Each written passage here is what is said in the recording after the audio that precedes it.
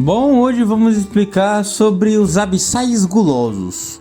Mas antes eu tenho que explicar algumas coisas. Primeiramente, gente, eu queria anunciar que a gente conseguiu fazer um Discord agora e vamos publicar como é a cronologia de Una, com todos os eventos explicados. Eu dei um documento de 20 páginas, mas espero que vocês gostem. Na primeiro quesito, temos que primeiramente explicar o que é um abissal. Abissal em Una não é um demônio e não é um infernal. Abissais são criaturas derivadas do caos que têm algumas propriedades ligadas a este, às vezes ligados ao abismo ou Doroma, o deus do caos. Agora você deve me perguntar, o que é um abissal guloso? Abissais gulosos inicialmente eram criaturas do caos que viviam no abismo, que procuravam determinados tipos de alimentos e devoravam tudo ao redor, como se fossem decompositores ou mesmo predadores. Porém, nas guerras abissais, os gulosos começaram a ter um pouco mais de poder, se tornando linhas de frentes e criaturas de poder dentro do abismo. Eles surgiram em meio à Era Ori. Eles são caracterizados não pela gula, não pela forma de comer, mas sim por um hedonismo próprio da raça. O que significa isso? Eles devoram tudo que conseguirem como se fosse um prazer. Eles vivem ao prazer. Então eles têm prazer nas artes, podem ter prazer nos ofícios, podem ter prazer em comer, em lutar. Isso varia de abissal para abissal guloso. Não há uma regra, porque como o caos não tem regra, eles também não têm. Eles são divididos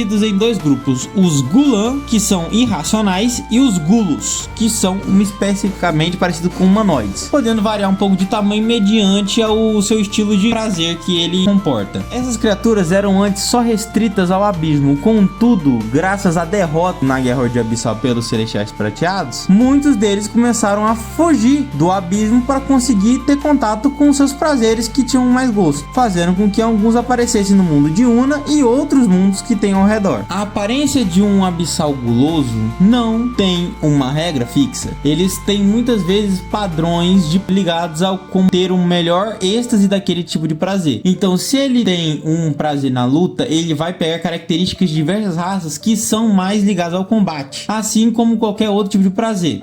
Como eles são uma raça muito hedonista, eles tendem a querer elementos que dão a esse tipo de prazer, como luxos, como alimentos, como contatos com outras coisas. Então, eles tendem sempre a ficar indo de um lado ao outro do mundo para procurar uma forma mais intensa de ter aquela energia com ele.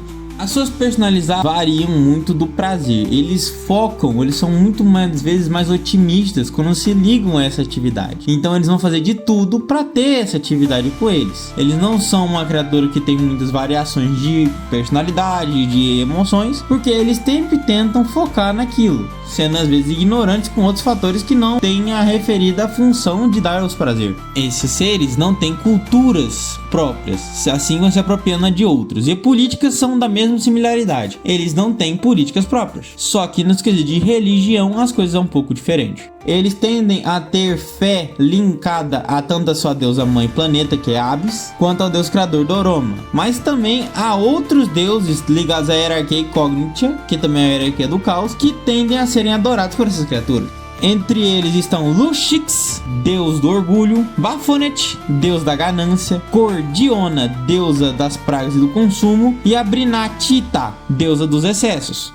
Fora dessa hierarquia, eles têm alguns outros deuses que podem ter alguma vinculação. Entre os maiores tem Altília, deus da conquista, ou mesmo casos muito raros Soral, deus dos ofícios. Mas há também uma outra divindade que é pouco explorada, mas que há cultos dentro do abismo sobre ela, que é Slaneska, a bruxa do prazer. Quando se trata de idiomas, eles aprendem sua língua normal, que é o Abiris, mas eles gostam muito de idiomas que dão prazer por seu rebuscamento e sua beleza de se escrever e de se falar. Então é normal que eles tentem aprender Élfico, Alad, Temup e Elfid, que são idiomas que têm esse costume. Naturalmente, eles não gostam de falar idiomas comuns como Yakun e o Entrop, então é raro isso acontecer. Em suas relações com outras espécies, as raças, a maioria das vezes, não tem muitas vinculações com eles, já que eles são uma criatura caótica, eles sempre estão ligados ao prazer. Então, quanto mais ligado aquele prazer aquela raça tem, mais chance o abissal guloso tem de ter de boas relações com aquele ser, com exceção totalmente dos celestiais prateados e os malunades, que são inimigos mortais dos seres. Porém, é comum, por conta de alguns requisitos, deles terem muito contato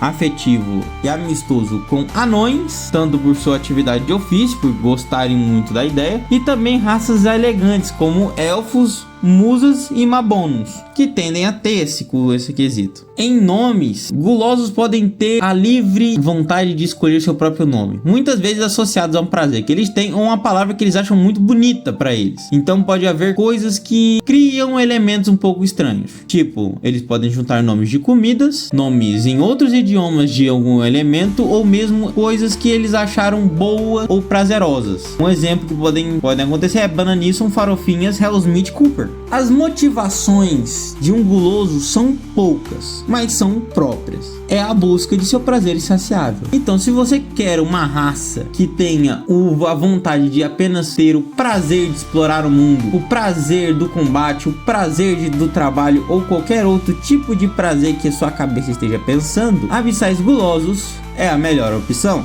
E espero que tenham gostado do vídeo. Esse é um estilo novo de vídeo que eu estou criando aqui pro canal. Espero que tenham gostado e até breve.